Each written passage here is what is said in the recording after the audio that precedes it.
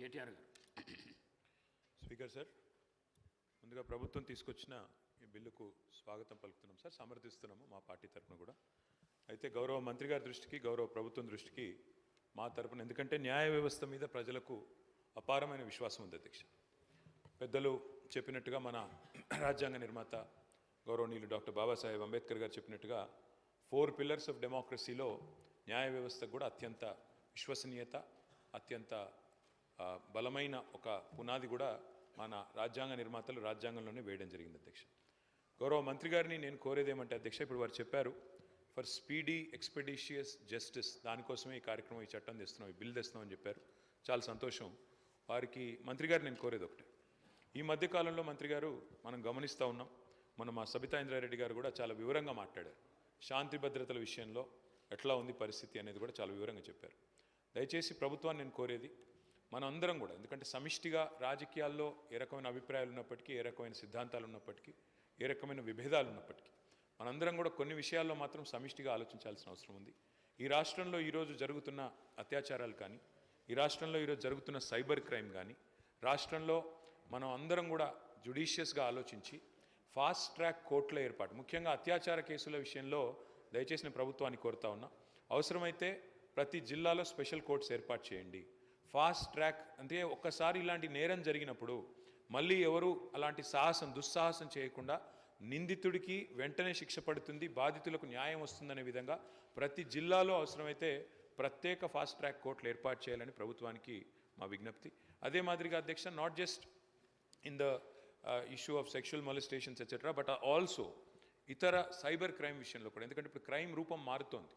ఇదివరకు మనకు ఎన్నో సెక్షన్స్ ఉన్నాయి అధ్యక్ష పీనల్ కోడ్లో, అవన్నీ కూడా చాలా అవుట్డేటెడ్ అయిపోయినాయి, ఆబ్సలీట్ అయిపోయినాయి. అందుకే కొత్త చట్టాలు కూడా వస్తూ ఉన్నాయి. నేను రాష్ట్ర ప్రభుత్వాన్ని అడుగుతా ఉన్నాను, ఈ మధ్యన కేంద్ర ప్రభుత్వం కొన్ని కొత్త న్యాయ చట్టాలు కూడా తెచ్చింది.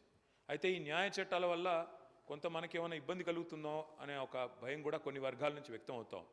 ముఖ్యంగా మన తెలంగాణ ఈ ప్రాంతంలో వామపక్ష ఉద్యమాలు, ప్రజా సంఘాలు చాలా విస్తృతంగా, చాలా క్రియాశీలంగా ఉండే రాష్ట్రం మన తెలంగాణ. ఎంతోమంది గతంలో ప్రజా ఉద్యమాల్లో పాల్గొని అసూలు బాసిన నేల తెలంగాణ. అట్లాంటి తెలంగాణలో మనం కొత్త చట్టాల వల్ల పోలీస్ రాజ్యంగా ఏమన్నా రాష్ట్రం మారుతుందా అనే ఒక అనుమానం కూడా కొన్ని ప్రజా సంఘాల్లో, పౌర సంఘాల్లో, వామపక్ష సంస్థల్లో, ఇతరుల్లో కూడా ఉంది. దయచేసి నేను మంత్రి గారిని కోరుతా ఉన్నాను, కర్ణాటక రాష్ట్రం ఎక్కడైతే కాంగ్రెస్ గవర్నమెంట్ ఉందో, పశ్చిమ బెంగాల్, తమిళనాడు, ఈ 3 రాష్ట్రాల్లో కూడా ఆ కేంద్రం తీసుకొచ్చిన చట్ట సవరణలను వారు కొంత మార్పులు చేర్పులు చేసి పోలీస్ రాజ్యంగా కాకుండా ప్రజలకు, పౌర సంఘాలకు, ప్రజాస్వామ్యంలో నిరసనలకు హక్కుండే విధంగా వారు కొన్ని చట్ట సవరణలు కూడా తీసుకొచ్చారు.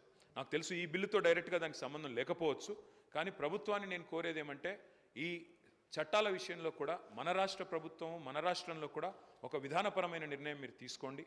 తప్పకుండా మనం కూడా ఆలోచన చేయవలసిన అవసరం ఉంది. సిద్ధరామయ్య గారు ఇప్పటికే చాలా వివరంగా ఈ విషయంలో తన నిరసన చెప్పారు. తప్పకుండా మా కర్ణాటక రాష్ట్రంలో దీనికి సవరణలు కూడా తీసుకొస్తామని చెప్పారు.